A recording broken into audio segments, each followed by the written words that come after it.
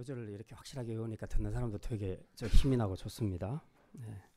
자, 이번 주부터 한 달 이상 열왕기서를 기준으로 보게 됩니다.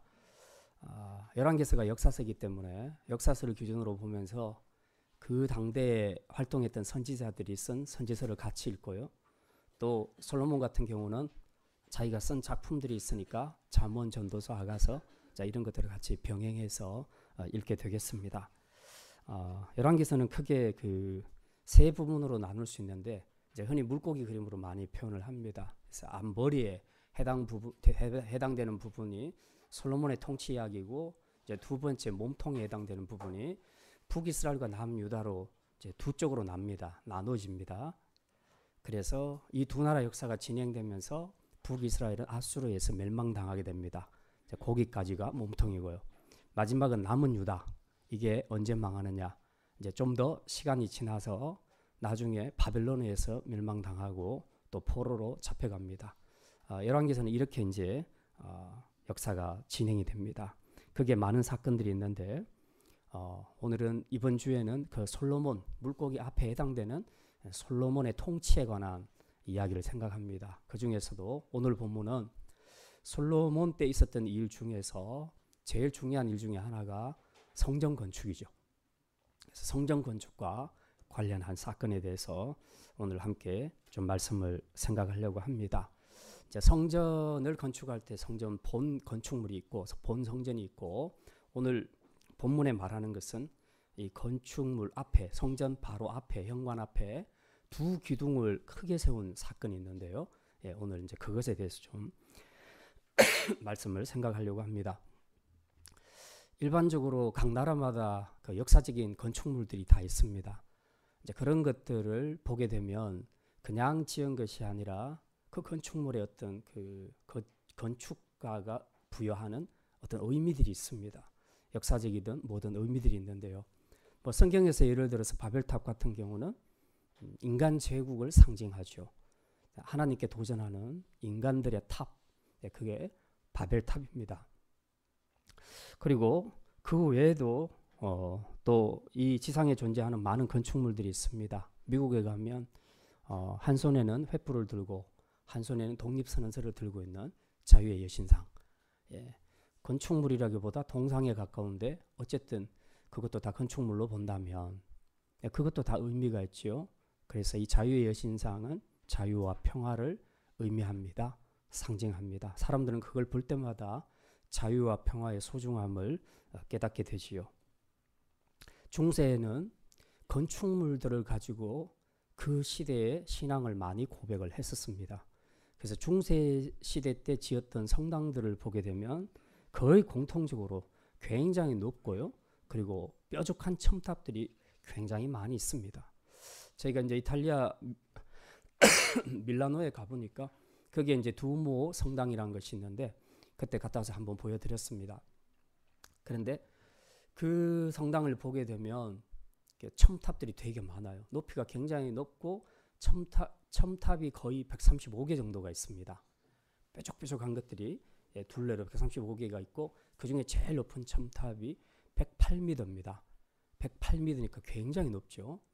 그 탑 꼭대기에 그 도시를 수호하는 마리아 여신상이 있습니다. 마리아상이 있다는 겁니다. 그래서 이 아래쪽에서 위를 보면 특히 밤에 광채가 빛날 때 보면 마리아가 굉장히 돋보이거든요. 야광처럼 막 그렇게 빛나는데 아무튼 장관입니다. 자, 이제 이 건축물을 특징을 이렇게 살펴보고 있으면 거의 뾰족한 첨탑들이 굉장히 많이 있는데 왜 저렇게 첨탑을 뾰족하게 높이 했을까? 꼭 그 하늘을 주사바늘로 찌르는 것처럼 그렇게 135개의 첨탑들이 마구마구 하늘을 찌른 것 같은 이제 그런 느낌을 받아요. 저게 뭘까?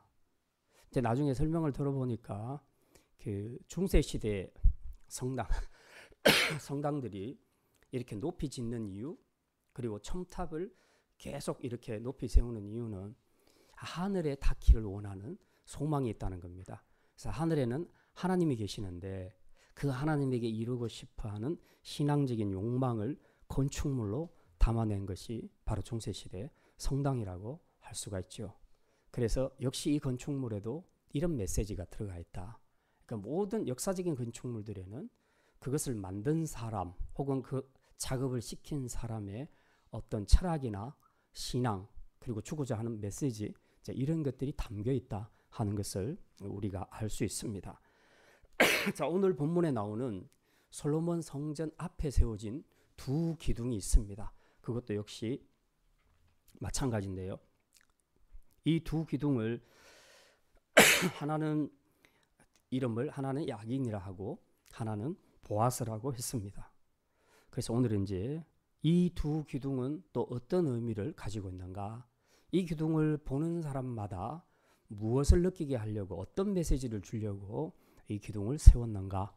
오늘은 그것에 대해서 좀 말씀을 생각하려고 합니다. 두 가지 말씀 생각할 건데요. 첫 번째는 이 두 기둥은 하나님의 영원한 통치를 의미합니다. 한번 따라합시다. 두 기둥은 하나님의 영원한 통치를 의미합니다. 우선 이 두 기둥을 만든 사람이 히람이라는 사람인데요. 이 사람이 만든 두 기둥이 어떤 건지 한번 잠깐 살펴보겠습니다. 오늘은 좀 거꾸로 좀 봐야 될 것 같습니다. 21절 말씀 우리 같이 읽겠습니다. 이 두 기둥을 성전의 주랑 앞에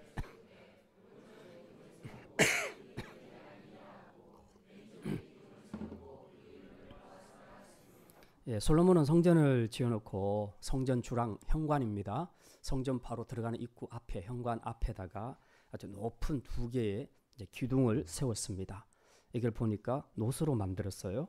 노수로 만들었는데 오른쪽 기둥을 야긴이라 했고 또 왼쪽 기둥을 보아스라 그렇게 했습니다. 자, 기둥이긴 하지만 어쨌든 이것도 건축물인데요. 이렇게 본 건축물 앞에 두 개의 큰 기둥을 세우는 양식은 그 당시에 두로와 베니기에서 많이 사용하는 건축 양식이었습니다. 그러니까 두로에서 사람을 데려가서 쓰니까 이제 이런 양식이 나오게 된 거죠. 우리가 어떤 큰 건물에 들어가려고 하는데 현관 앞에 큰 기둥 두 개가 굉장히 높은 기둥 두 개가 서 있다. 그랬을 때 이제 어떤 느낌을 가지겠습니까? 사람마다 이제 다 다르겠지만 만약에 여러분이 어떤 건물로 딱 들어가는데 그게 그 입구의 양쪽에 아주 건장한 남자 두 사람이 어깨에 힘을 팍 주고 눈에 힘을 주고 서 있다. 그러면 여러분은 어떤 느낌을 가지십니까? 이 사람들은 과연 누구일까요? 1번 안내원, 2번 경호원, 3번 경비원, 4번 조폭돌만이. 우리 느낌들은 다 다르겠지만 뭔가 현관을 들어가는데 앞에 뭔가 크게 딱 두 개가 서 있으면 일단 관심을 끌게 됩니다. 이게 뭐지? 하고 쳐다보게 된다는 겁니다. 여기 오늘 솔로몬 성전 앞에도 두 개의 기둥이 지금 힘있게 서 있는데요. 도대체 이건 무슨 뜻으로 세웠을까? 이것이 주는 메시지는 뭘까? 이제 우리가 오늘 그걸 좀 생각을 하려고 합니다. 그 전에 먼저 이 두 기둥의 모양에 대해서 좀 알고 그 의미를 우리가 생각했으면 좋겠습니다. 15절과 16절 말씀 15절과 16절 말씀 같이 읽겠습니다.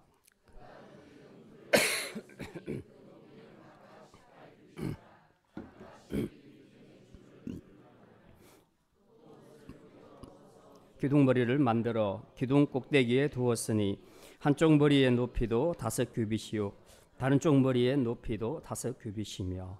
여기 보면 야긴과 보아스 이 두 기둥이 이제 노스로 만들어졌다는 것을 알 수 있는데 높이를 보니까 18규빗이라 합니다. 그래서 통상 한 규빗은 45에서 50cm로 보는데요. 자, 그렇게 본다면 한 9m 정도 됩니다. 그리고 이 9m 기둥 위에 다시 기둥 머리가 있습니다. 둥근 게. 그게 또 지름이 그 높이가 보니까 5규빗, 그러니까 약 2.5m가 되죠. 그러면 토탈해서 9m에다가 2.5m를 더하면 11.5m가 됩니다. 상당히 높죠. 예루살렘 성전 앞에 버티고 있는 두 개의 기둥의 높이가 11.5m. 그러면 지금 우리 아파트 기준으로 보면 한 4층 가까이 된다고 보게 되겠습니다. 굉장히 높은 기둥이 지금 두 개 서 있는 겁니다. 우리 교회보다도 조금 더 높다고 할 수 있죠. 자, 이제 그 다음에 그 17절부터 이렇게 쭉 20절까지 보면 이제 다양하게 설명이 됐는데 여러분이 읽으시면 무슨 말인지 잘 몰라요. 예. 굉장히 복잡하게 설명이 되어 있습니다. 그냥 딱 보면 실물을 보면 제일 좋은데 실물도 없어요. 예. 그래서 이제 제가 설명을 드립니다. 간단히 요약하면 두 기둥의 속은 다 비어 있습니다. 그리고 두 기둥에 머리가 있고요. 그 머리는 공처럼 둥근데 이 둥근 그 머리 둘레로 백합화 꽃 모양의 꽃잎이 아로 새겨져 있습니다. 이렇게 그 형상이 있습니다. 그리고 그 머리에 바둑판 모양으로 얼기설기맨 그런 사슬 같은 그물 같은 것들이 둘레를 두르고 있고요. 양쪽 이 기둥 위에서부터 내려오는 그 석류가 200개씩 줄에 매달려서 그렇게 이제 이렇게 쭉 내려와 있습니다. 지금 이런 모습으로 되어 있는데요. 참고로 이 기둥의 재료로 쓰인 놋은 불변을 의미합니다. 그리고 기둥머리를 두른 백합화는 순결과 아름다움을 상징하고요. 그리고 400개의 석류는 풍요로움과 선한 열매를 상징합니다. 이게 이제 이 두 기둥이 갖는 그 외형적인 모습에서 나타나는 의미입니다. 근데 이거보다 진짜 중요한 것이 있습니다. 그게 뭐냐면 이 두 기둥에 새겨진 글자가 있는데요. 여기에 메시지가 담겨 있다는 겁니다. 아까 우리 21절을 읽었죠. 네, 읽었는데 보니까 두 기둥의 이름이 뭐라고 합니까? 야긴과 보아스라고 합니다. 근데 그 뜻이 뭔가? 그 뜻이 또 새겨져 있어요. 그래서 여러분 갖고 있는 성경을 잘 보시면 야긴에다가 1 해놓고 보아스에 2 이렇게 해놨죠. 관주 성경을 가지고 있다는 뜻입니다. 근데 거기를 한번 찾아가 보십시오. 1에는 뭐라고 되어 있습니까? 그렇죠. 저가 세우리라 이렇게 되어 있죠. 이 보아스에는 뭐라고 되어 있습니까? 그렇죠. 그에게 능력이 있다. 야긴, 저가 세우리라, 저가 붙들리라 하는 뜻이고요. 보아스, 그에게 능력이 있다, 그에게 힘이 있다 하는 그런 의미입니다. 이게 두 기둥의 글자로 새겨져 있는 겁니다. 자, 그러면 이제 조금 더 두 기둥이 주는 메시지가 뭔지 조금 감이 이제 잡힐 겁니다. 이제 조금 더 구체적으로 우리가 살펴볼 건데요. 이 두 기둥 이름을 누가 지었는지는 정확하게는 알 수 없습니다. 짐작컨대 하나님이 솔로몬에게 이 이름을 쓰라고 해서 썼을 수도 있고요. 아니면 히람이 그 기둥을 세우면서 이제 본인이 영감을 받아 썼을 수도 있습니다. 그리고 그 영감은 아마 하나님께로부터 받았다고 본다면 근본적인 것은 하나님이 주신 영감이라고 보고 솔로몬이 썼느냐 또 히람이 썼느냐 이제 뭐 그 둘만 남아 있는 거죠. 자, 어느 쪽이 지었건 관계는 없습니다. 문제는 왜 하필 야긴과 보아스라고 이름을 지었을까 하는 겁니다. 그 야긴의 뜻을 보니까 제가 세우리라 그랬는데요. 저는 누구고 세운다는 건 누구냐? 이제 하나님이 세운다 하는 뜻인데요. 두 가지 의미가 있습니다. 솔로몬이 건축한 이 성전 자체가 하나님이 세우셨다는 그런 고백입니다. 사실 성전 건축은 솔로몬이 했지만 이 일의 시작은 다윗이 시작을 했죠. 근데 하나님이 안 된다 그래서 이제 솔로몬이 짓게 됩니다. 솔로몬이 이 성전을 지을 때 아버지로부터 그 모든 스토리를 다 들었어요. 내가 원래 지으려고 했는데 하나님이 네가 너무 피를 많이 흘려서는 안 되겠다. 네 아들들이 해야 되겠다. 그래서 너에게 짓도록 하셨다. 이 모든 내용을 들으면서 성전을 지었죠.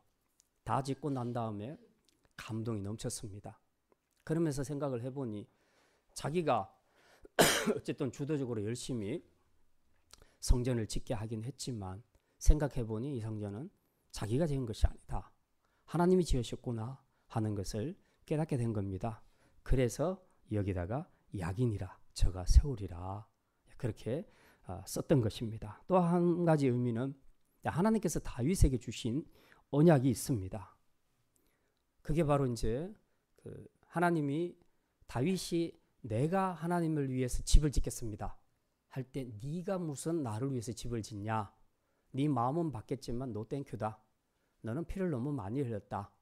그리고 너가 아닌 네 아들을 통해서 내가 성전을 지을 것이다. 그런데 내가 네 마음은 받는데 네가 나를 위해서 집을 짓는 게 아니라 내가 너를 위해서 집을 짓겠다.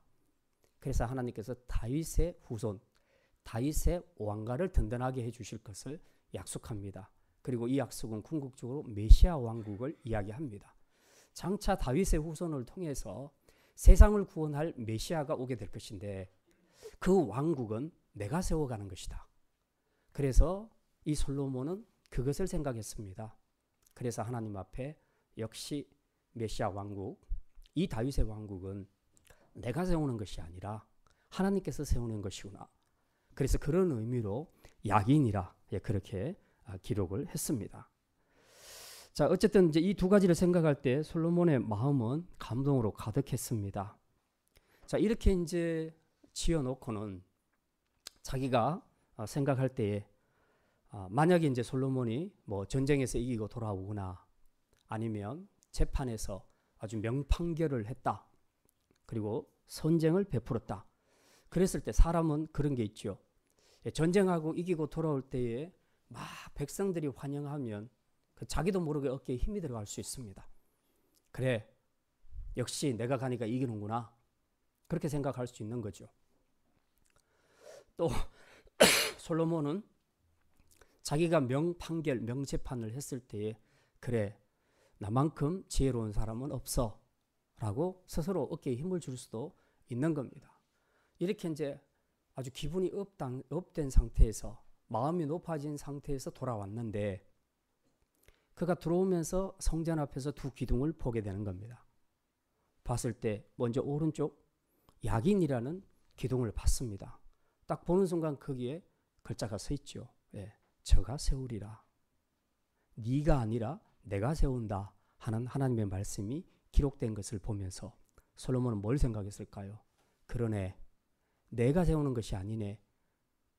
이 모든 것을 지금까지 내가 다 세웠다고 생각을 했는데 그게 아니네. 다 하나님이 하신 것이네. 자, 그런 생각을 하게 되는 겁니다. 그러고서 왼쪽으로 딱 돌아보면 보아스라고 쓰인 그런 기둥을 보게 됩니다. 거기는 또 뭐라고 되어 있습니까? 능력이 그 안에 있다. 능력이 하나님 안에 있다. 이 말이거든. 자기는 지금까지 자기 능력으로 이 나라를 잘 세워왔다고 생각을 했고 또 자기 지혜로 명판결을 하고 선정을 베풀었다. 그래서 이 나라를 잘 세워가고 있다고 생각을 했는데 알고 보니 그게 자기 능력이 아니더라. 그 모든 능력은 하나님께서 주셨다는 겁니다. 그래서 자기가 지금까지 세우고 그리고 이겼던 그래서 선정을 베풀어서 세웠던 하나님의 나라가 제사장 나라가 결국은 자기 능력으로 된 것이 아니라 하나님의 능력으로 되었다 하는 것을 깨닫게 되었습니다. 자, 이렇게 깨닫게 될 때에 그 마음이 어떻게 될 것인가? 좀 전까지만 해도 승리의 기쁨 그리고 교만한 마음들이 있었는데 이제 그런 것들이 자연스럽게 없어지게 되는 것이죠. 이게 이제 야긴과 보아스라는 기둥이 주는 메시지라는 겁니다. 우리가 어떤 건축물을 볼 때에 그것을 통해서 두려움과 공포를 느낄 수도 있고 그것을 통해서 위로도 받을 수가 있는데 오늘 이 야긴과 보아스라는 이 두 기둥을 통해서 솔로몬은 그리고 그 이후에 성전을 출입하는 모든 백성들은 지금 나라와 그리고 자신의 개인의 인생까지라도 세워가시는 분은 자신이 아니라 하나님이시다. 그리고 세워가는 그 능력도 하나님께로부터 나온다 하는 것을 깨달아라. 이 메시지를 주려고 야긴과 보아스 이 두 이름을 두 기둥에 새겼다는 것을 우리가 알 수 있습니다. 혹시 이제 여러분에게 이 야긴이라는 야긴의 깨달음을 줄 수 있는 그런 그 물건이나 또 그런 도구는 없습니까? 집안에서건 차 안에서건 또 혹은 여러분의 소지품 안에건 간에 여러분이 어떤 것을 볼 때마다 내가 나의 높아진 마음이 낮아지고 내 인생은 내가 세우는 것이 아니라 하나님이 세우는 것이고 내 모든 인생의 성공의 열매도 내 능력으로 되는 것이 아니라 하나님의 능력으로 되는 것이다 하는 것을 일깨워주는 그런 어떤 소지품, 그런 야긴들, 보아스들 이런 것들이 있는가 우리가 한번 돌아봤으면 좋겠습니다. 정말 우리 인생을 성공적으로 만들어갈 수 있는 것은 내 안에 있는 능력이 아니라 하나님 안에 있는 능력임을 믿으시기를 바랍니다. 그래서 다윗도 시편에서 자주 이런 노래를 했습니다. 여호와는 나의 힘이요 능력이시라. 그렇게 자주 노래하며 고백했습니다. 다윗은 틈틈이 시간 날 때마다 묵상하면서 자기 안에서 야긴과 보아스의 진리를 묵상했습니다. 물론 그 야긴과 보아스는 솔로몬 때 일이지만 지금 말하자면 영적으로 이런 묵상을 했다는 것입니다. 어린 시절 자기가 거인 골리앗을 무너뜨린 것도, 또 사울의 뒤쫓겨 다니면서도 이겨낼 수 있었던 것, 그리고 파란만장한 그런 세월 끝에 마침내 왕위에 오르게 된 것, 나아가서 전쟁하는 나라들마다 다 무찌르고 승리하게 된 것, 이 모든 것들을 생각할 때 이게 내 힘으로, 내 능력으로 된 것이 아니라 전부 하나님의 능력으로 된 것이다 하는 것을 분명히 깨달았습니다. 실제로 한 예로 다윗은 어린 시절 골리앗을 무너뜨릴 때 뭐라고 큰소리치며 나갑니까? 너는 칼과 창과 단창으로 내게 나아오니와 나는 만군의 여호와 하나님의 이름으로 내게 나아간다. 그렇게 말씀하죠. 어린 시절부터 다윗은 전쟁의 승패가 무기나 또 어떤 키나 외모나 훈련에 있지 않다는 것을 알았습니다. 능력의 하나님이 누구와 함께 하느냐, 그게 승패가 갈린다는 것을 알았던 거죠. 그래서 저쪽에서는 거인이고 칼과 창과 단창으로 나와도 나는 만군의 여호와 이름 이가 하나 갖고 나간다. 그렇게 말했던 겁니다. 이게 바로 보아스의 신앙입니다.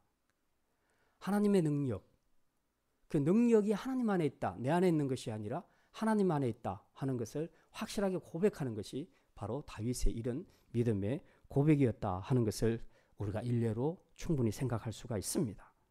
우리도 마찬가지입니다. 우리가 남들보다 좀 앞서고 성공했다 싶으면 어느새 그것이 마치 내 능력으로 된 것처럼 우리가 착각하고 또 교만할 때가 종종 있습니다. 학생들의 경우도 공부를 잘해서 좋은 학교 진학만 해도 다 내 능력으로 된 것처럼 생각하고, 또 졸업 후에 좋은 직장에 들어가도 다 자기가 잘나서 들어간 것처럼 그렇게 생각하기가 쉽습니다. 정말 세상에서 부러워하는 사람과 결혼해도 성공적인 결혼도 자기가 잘나서 된 줄 알고, 또 사업을 해서 성공을 하고 돈을 많이 벌어도, 또 높은 명예직에 올라도 다 자기가 잘나서 그렇게 된 것처럼 생각을 한다는 것이죠. 그러다 보니까 자꾸 어깨에 힘이 들어가고 다른 사람을 어느덧 무시하는 그런 교만한 삶을 살게 된다는 것입니다. 그런데 이 보아스의 진리를 깨닫는 사람, 즉 능력은 내 안에 있는 것이 아니라 하나님 안에 있다 하는 것을 깨달은 사람들은 겸손하게 산다는 것입니다. 이게 바로 야긴과 보아스가 주는 메시지라는 것입니다. 두 번째 말씀입니다. 히람은 하나님을 위해 자신의 모든 것을 바쳤습니다. 한번 따라합시다. 히람은 하나님을 위해 자신의 모든 것을 바쳤습니다. 예, 이제 순서가 좀 바뀐 것 같은데 아까 21절 끝에서부터 먼저 읽었는데 이제 앞으로 갑니다. 13절과 14절 말씀, 13절과 14절 말씀 우리 같이 읽겠습니다. 솔몬 왕이 사람을 보내어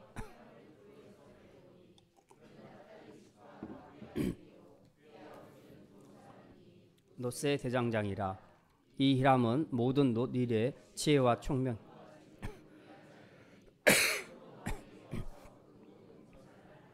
예, 솔로몬은 성전을 지을 때 그 위에 있는 두로 왕 히람에게 도움을 청했습니다. 이 히람 왕이 누구냐 하면 솔로몬의 아버지 다윗 때 굉장히 절친한 사이였습니다. 그래서 다윗의 왕궁을 지을 때도 히람 왕이 레바논의 백향목, 나무 하면 최고로 알아주는 것이 레바논의 백향목인데 이것을 무수하게 많이 공급을 해줬습니다. 그만큼 다윗과 히람 왕이 굉장히 친했는데요. 솔로몬도 그것을 익히 들어서 잘 알고 있지요. 솔로몬이 왕이 된 후에 성전을 지을 때에 히람 생각이 났습니다. 그래서 히람에게 서신을 보내서 요청을 합니다. 두 가지를 요청하는데, 하나는 우리가 예루살렘 성전을 지을 때 또 여러 가지 기구나 이런 것들을 만들 때 백향목 나무가 필요합니다. 그러니 당신 나라에서 백향목 나무를 벨 수 있도록 해주십시오. 이거 요청 하나. 그 다음에 또 하나는 당신 나라에서 최고 기술자 하나를 보내주십시오. 금, 은, 동, 철 이런 것들을 잘 제작하는 대장장이, 최고의 대장장이. 그리고 자색, 청색, 홍색 실로 다 실로 잘 직조할 수 있는 기술을 가진 사람. 그러면서도 동시에 이렇게 오늘 본문에 기록한 것처럼 이 모든 것들을 잘 만들어낼 수 있는 그런 기술자. 특히 마지막 부분에 가서는 기둥에다가 아로 새겨야 되는 이런 조각 기술이 필요한데 이제 그 기술을 가진 사람, 그런 사람을 하나 보내달라고 합니다. 그런데 사람이 어떻게 세 가지 기술을 다 가질 수 있겠습니까? 그런데 있었습니다. 그래서 두로왕 히람이 그 사람을 보내지요. 그래서 바꿔보니 그 사람 이름도 똑같이 히람이었습니다. 그래서 동명이인입니다. 예. 이제 역대기에서는 히람을 후람이라고도 쓰기도 합니다. 어쨌든 히람이든 후람이든 다 같은 말인데 왕도 히람이고 또 그가 파송해준 최고의 이 일꾼도 기술자도 바로 히람이었습니다. 자, 근데 이제 이 대장장이 히람이라는 사람을 보면 출신이 좀 애매합니다. 오늘 14절에 보니까요. 이 사람이 어떤 사람인가를 우리가 좀 짐작할 수 있습니다. 어머니는 어느 지파라고요? 예, 납달리 지파의 과부라고 하고 아버지는 두로 사람입니다. 예, 혼혈하죠. 이제 역대기에 보면은 이 히람의 어머니가 단 사람이라고 기록이 되어 있습니다. 그래서 원래 단 지파였는데 납달리 지역에 가서 살았던 걸로 그렇게 이제 추정이 됩니다. 어쨌든 한 가지 분명한 거는 히람의 어머니는 이스라엘 사람이었다. 그리고 아버지는 두로 사람이었다. 그래서 두 사람이 무슨 이유로 결혼을 하게 됐는지 모르겠지만 아무튼 그렇게 해서 이제 두로에서 살고 있는 겁니다. 그런데 둘 사이에서 태어난 히람은 이제 두로에서 출생했고 아버지가 두로 사람이니까 아무래도 좀 더 아버지 쪽 두로 사람이라는 정체성을 좀 더 많이 가졌을 것으로 이제 그렇게 짐작이 됩니다. 자, 근데 이 두로 사람을 솔로몬이 불러와서 예루살렘 성전을 짓게 하는 겁니다. 솔로몬 성전을 짓게 하는 겁니다. 그러니까 이제 이 대목에서 이제 약간 의아한 생각이 듭니다. 솔로몬 성전은 하나님이 거하시는 곳인데 어째서 이방인을 불러서 그 성전을 짓게 했을까? 또 하나님께서는 왜 이방인을 사용하셨을까? 이제 그런 의문점이 들 수가 있습니다. 이유는 두 가지로 보여지는데요. 하나는 당시에 이스라엘은 철기 문화가 발달하지 않았습니다. 그리고 이 청동 세공 기술도 발달하지 않은 상태입니다. 그러니까 이 예루살렘 성전, 솔로몬 성전을 짓는 일에 꼭 필요한 기술을 갖춘 기술자가 별로 없었다는 겁니다. 그래서 당대 최고의 기술자인 이 히람을 초청을 하게 된 거죠. 또 한 가지는 어쨌든 히람은 혼혈하니까 이방인의 피가 절반 흐르고 있지요.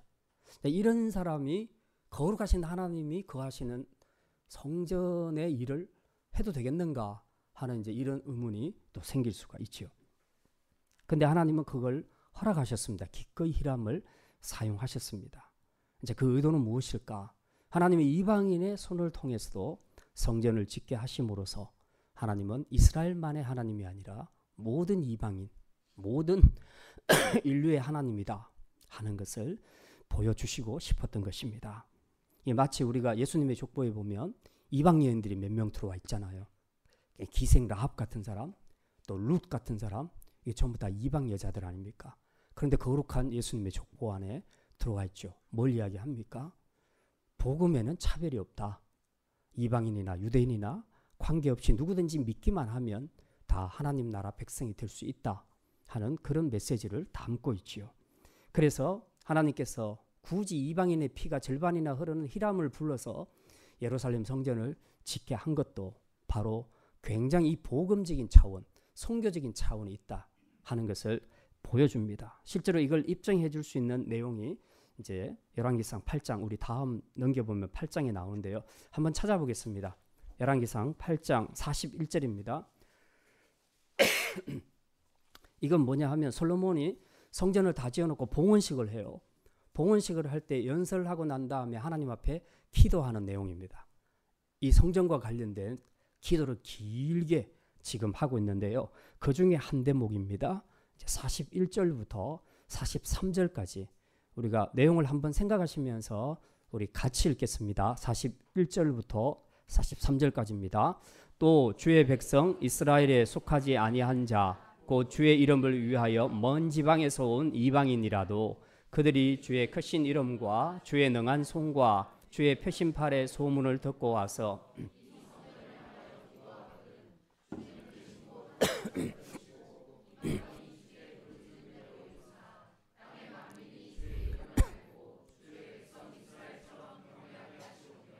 또 내가 건축한 이 성전을 주의 이름으로 일컫는 줄 알게 하옵소서. 이 솔로몬의 기도에 보면요, 솔로몬도 이 성전을 이스라엘의 전유물로 생각하지 않았다는 겁니다. 이곳에도 이방인이 믿음으로 들어오면 하나님과 만날 수 있다. 그리고 언젠가 이 성전은 이방인도 함께 들어와서 기도하고 예배하는 그런 모든 인류의 성전이 될 것이다. 그렇게 기도를 하고 있습니다. 이걸 보면 확실하게 하나님은 구약시대에도 여전히 모든 인류 이방인까지도 다 생각하셨다. 그래서 예루살렘 성전을 지을 때에 하나님이 이방인 히람을 기꺼이 사용했던 것을 우리가 알 수 있습니다. 어쨌든 이제 이것을 통해서 하나님은 유대인만의 하나님이 아니라 이방인의 하나님이라는 것을 분명히 보여줍니다. 자, 근데 이제 우리가 마지막으로 한 가지 묵상해야 할 것이 있는데요. 이제 그게 바로 이 두 기둥을 지었던 히람이라는 사람에 대해서입니다. 자, 히람은 우리가 본 것처럼 어머니는 이스라엘 사람, 아버지는 두로 사람, 혼혈한데 아마도 자라면서 정체성의 어떤 혼란 같은 것을 분명히 느꼈으리라는 생각이 듭니다. 어쨌든 같이 살면서 어머니한테는 어머니 나라에 대한 이야기를 분명히 들었을 겁니다. 그렇죠. 어머니가 해줄 수 있는 것이 뭐가 있겠습니까? 자식에게. 그럼 자기 생에 대해서 이야기할 때 분명히 이스라엘에 관한 이야기를 했을 것이고 이스라엘이 믿는 하나님에 관한 이야기도 했을 것입니다. 또 아버지한테는 뭘 들었겠습니까? 아버지는 오늘 여기 성경 본문 14절에 보니까 아버지가 대장장이였습니다. 그러니까 이 천부적인 대장장이의 재질을 타고난 겁니다. 그리고 후천적으로는 아버지의 교육, 도제 이거 밑에서 지금 확실하게 교육을 받아서 당대 최고의 대장장이 또 조각가로 그렇게 그 최고의 자리에 명인의 자리에 섰던 것을 우리가 알 수 있습니다. 자, 이렇게 어머니로부터는 일정 부분 신앙에 대한 이야기 또 이스라엘이 믿는 여호와에 대한 하나님에 대한 이야기를 좀 들었고 아버지로부터는 최고의 기술, 대장장이의 기술을 배워서 지금 이렇게 갖추어져 있는 상태인데 아직도 본인한테는 정세생의 혼란이 있을 수는 있겠다. 이제 그런 상황에서 뜻밖의 두로 왕의 지시가 떨어집니다. 야, 너 지금 솔로몬 왕에게 가. 왜요? 가서 솔로몬이 원하는 성전을 지어야 돼. 근데 네가 가진 그 기술이 꼭 필요해. 그래서 이제 가지요. 가서 성전을 짓게 됩니다. 자, 그러면 이런 일이 굉장히 우연히 된 일이다. 이렇게 생각을 할 수 있겠습니까? 이방인이 거룩하신 하나님의 성전을 짓는 일에 쓰임받게 된 일이 우연히 된 일이다. 이렇게 말할 수 있겠냐고요. 절대로 그럴 수 없을 겁니다. 이건 틀림없이 하나님의 뜻과 부르심이 있었다는 거죠. 이걸 분명히 전제하고 있다 하는 것을 우리가 기억을 해야 할 것입니다. 중세 최고의 건축물은 뭐니 해도 아까 말씀드린 그런 로마 교회가 지은 그런 성당들입니다. 로마 교황들이 이렇게 큰 성당을 지을 때에 정말로 첨탑도 많이 세우고 어마어마하게 높고 큰 성당을 지으면서 내부에 들어가 보면 벽에는 벽화, 천장에도 이게 벽화들이 다 있습니다. 그럼 이 그림을 아무에게나 맡기겠습니까? 당대 최고의 화가였고 조각가였던 미켈란젤로 그리고 라파엘로 같은 이런 유명한 사람들을 불러서 그 작업을 하게 했던 거죠. 그냥 아무렇게나 쓴 것이 아니라는 것입니다. 그렇다면 지금 그리고 이제 이 사람들이 뭐 미켈란젤로나 라파엘로가 할 때 그냥 자기 기술로 다 했겠습니까? 그런 실력도 있었겠지만 어쨌든 다 신앙인들이니까 하나님 앞에 기도하고 그 작업을 했으리라는 겁니다. 그렇다면 이런 인간이 짓는 성당도 이렇게 최고의 전문가면서도 동시에 하나님께로부터 영감을 받아 기도로 신앙으로 그렇게 그리고 지었다면 하물며 살아계신 하나님이 거하시는 성전을 짓는 일에 아무것도 모르는 이방인을 데려와서 그 기술만 가지고 과연 짓도록 하나님께서 그렇게 하셨겠느냐 하는 것입니다. 절대로 그럴 리가 없다는 거죠. 우리가 출애굽기를 보면요, 확실하게 하나님께서 성막을 지을 때, 성막은 뭡니까? 똑같이 하나님이 거하시는 곳이지만 성막과 성전의 다른 점은 성막은 재료가 다 천막 재료잖아요. 언제든지 접고 펴고 할 수 있는 거죠. 그런데 성전은 다르죠. 돌, 벽돌과 그리고 금으로 다 지었습니다. 이건 한번 지으면 이동을 못해요. 그러니까 어떻게 보면 천막이 훨씬 더 가치가 떨어지죠. 물론 하나님이 계시는 곳이긴 하지만 그래도 하나님은 출애굽기에 보면요, 이 천막을, 성막을 이렇게 지어라 하고 식양을 다 보여주셨어요. 그리고 기술자들이 모여서 그 식양대로 다 짓습니다. 그때 성막을 지을 때 뽑혔던 탁월한 지도자 둘이 있었습니다. 기술자. 누굽니까? 오홀리압과 부살렐. 예. 부살렐과 오홀리압, 이 두 사람이 기술도 뛰어났지만 출애굽기 36장에 보면 분명히 이렇게 기록이 되어 있습니다. 하나님이 그들에게 지혜와 총명을 부어주셨다. 그리고 하나님이 그들에게 감동을 주셨다. 그렇게 말씀하고 있습니다. 영감을 주셨다는 겁니다. 하나님이 그들이 타고난 천부적인 재능, 이것도 하나님이 주신 거지만 그들의 타고난 재능만으로 성막을 짓게 하지는 않았다는 겁니다. 거기에 하나님의 지혜와 총명을 또 부어주시고 그리고 영감도 부어주시고 감동도 부어주셔서 정말 그 내면에는 이 끓어오르는 하나님을 향한 뜨거운 열정, 이런 감동으로 그 작업을 했던 겁니다. 그렇지 않으면 이건 그냥 노가다죠. 그렇지 않습니까? 우리가 교회를 지을 때도 아무리 이게 하나님을 예배를 위한 공간이라 하지만 그 일 자체는 노가다잖아요. 할 때 얼마나 힘들겠습니까? 그러니까 하다가 보면 좀 도망가고 싶은 그런 생각이 있지 않겠어요? 예전에 제가 전도사로 있을 때 대구에서 그 교회는 참 희한한 게 교회를 리모델링 하는데 막 뭐 부시고 시멘트 가져와서 뭘 하고 막 섞어서 바르고 이렇게 하는데 전문가를 안 불러요. 근데 교인들이 알아서 다 해요. 조금 아는 교인들이 막 설명하면 그거 갖고 다 해요. 그랬고 돈 안 들이고 교인들이 다 헌신해서 이제 예배당을 리모델링 다 하는 거예요. 예. 뭐 수준은 좀 떨어지지만 아무튼 이제 그렇게 했습니다. 제가 전도사인데 저는 정말 노가다하고는 아무 관계가 없는 사람이거든요. 그래서 이제 같이 막 시작을 하는데 또 목사님도 키도 크고 힘도 좋아요. 그래서 목사님을 필두로 해서 막 이제 하는데 저도 열심히 했어요. 못하지만. 근데 딱 그 한 12시, 낮 12시쯤 아침 9시부터 시작해서 한 3시간 노가다를 했는데요. 너무 힘든 거예요. 나도 모르게 한숨이 막 나오고 막 그냥 어디 가서 진짜 누워버리고 싶은 거예요. 그래서 아무리 누워도 누울 때가 있나, 전부 공사하고 있는데. 저쪽에 보니까 뭘 하나 가려놓고 저 은밀하게 숨겨진 곳이 하나 있더라고요. 그래서 거기 가서 누워버렸어요. 나도 모르게 잠이 들었어요. 근데 점심시간이 돼서 이제 일꾼들이 이제 다 교인들이 일꾼들이니까 밥 먹자고 그래가지고 뭐 짜장면도 시키고 막 이제 맛있는 걸 시켰어요. 먹는데 전도사님 어디 갔냐고 막 찾는데 아무리 찾아도 안 나오는 거예요. 나중에 보니까 저 한쪽 귀퉁이 뒤에 가가지고 누워서 숨어서 자고 있는 거죠. 예. 그래서 이제 그래서 들켰죠. 뻔한 것 같죠. 예. 그래서 그랬습니다. 난 더 이상 못한다. 더 이상 하면 나는 이 사역을 못한다. 그렇게 이제 얘기를 했습니다. 그러니까 이게 육체의 힘으로 하려면, 노가다로 하려면 아무리 성전을 짓고 예배당을 지어도 이건 고통이에요. 근데 하나님께서는 성막을 지을 때도 부살렐과 오홀리압에게 타고난 재능의 플러스 정도가 아니고 거기에 하나님의 영광을 부어주시는 겁니다. 하나님의 영광.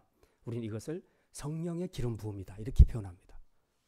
똑같은 재능인데 여기에 하나님의 성령의 기름 부으심이 나타나게 되면 인간이 할 수 없는 엄청난 결과도 이룰 수 있지만 그 내면에 진행하는 과정에서 내면에서 가지는 마음이 정말 기쁨과 자원함과 감사함과 또 넘치는 열정으로 일을 기쁘게 할 수 있다는 겁니다. 그래서 성막을 만들 때 하나님이 그걸 부어주셨어요. 지혜, 총명, 감동, 영감 다 부어주셨다는 거예요. 그렇다면 그건 성막이고 이건 성전인데 더하면 더했지 덜하겠습니까? 근데 이 대상이 오홀랍이나 부살렐 같은 유대인이 아니라 절반 이방인의 피가 섞인 히람이거든요.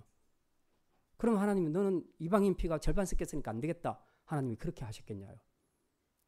그렇게 하지 않죠. 우리는 짐작할 수 없지만 어머니를 통해서 분명히 하나님에 대한 것들을 들었을 것이고 솔로몬이 성전 작업을 맡기면서 설명을 했을 거 아닙니까? 성전은 이런 곳이야 라고 설명을 했을 때 그가 들었던 그 신앙에 관한 이야기들이 다시 리마인드 되기 시작하면서 자기 안에서 어떤 정말 이스라엘의 신 하나님, 그 하나님에 대한 경외심을 느끼게 되는 거죠. 그리고 그 일을 시작하는 가운데 진짜 하나님께서 이 부살렐과 오홀리압에게 부어주셨던 그 영감, 지혜, 총명, 감동 이런 것들을 막 부어주시는 겁니다.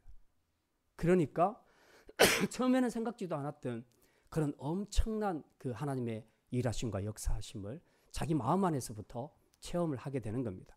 마치 이 고레스는 불신자였지만 하나님께서 고레스의 마음을 감동시키니까 이스라엘 백성들 다 돌아가서 너희들 성전 지어라 그렇게 막 허락하지 않습니까? 하나님은 이방인의 마음도 이렇게 부어주시면 바꾸어주시는 하나님이신 줄 믿습니다. 그래서 이 히람을 사용할 때 더더욱이 성막 때 부어주셨던 그거보다 훨씬 더 강한 하나님의 감동과 지혜와 총명을 부어줬으니까 히람이 자기 힘이 아닌 그 힘으로 타고난 재능에 하나님이 부어주시는 기름 부어주시는 그 힘으로 그 사역을 잘 감당할 수 있었던 겁니다. 그렇게 본다면 이 두 기둥의 이름을 짓는 것도 어쩌면 히람이 지었을 수도 있겠다. 꼭 솔로몬이 아니라 히람이 지었을 수도 있겠다.